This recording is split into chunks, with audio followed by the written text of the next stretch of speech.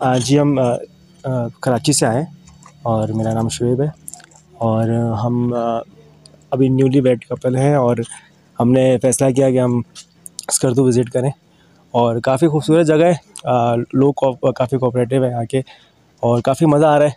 Cold dessert हम गए अभी और ये फ्रूट नर्सरी आए हैं तो बहुत खूबसूरत है और मैं तो यही सजेशन दूंगा सबको कि यहाँ पे ज़रूर विज़िट करें। बहुत अच्छी जगह है और काफ़ी अच्छा एक्सपीरियंस हमारा यहाँ का। मेरा नाम हानिया है और मैं अपने हस्बैंड के साथ आई हूँ हनीमून ट्रिप पर।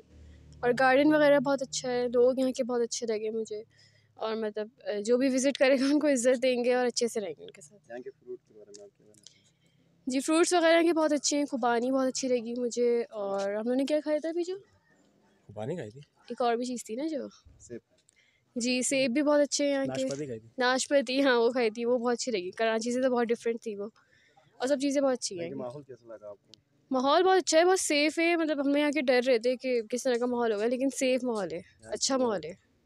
लोग भी बहुत अच्छे शरीफ लोग हैं, अच्छे लोग हैं, कोऑपरेटिव हैं।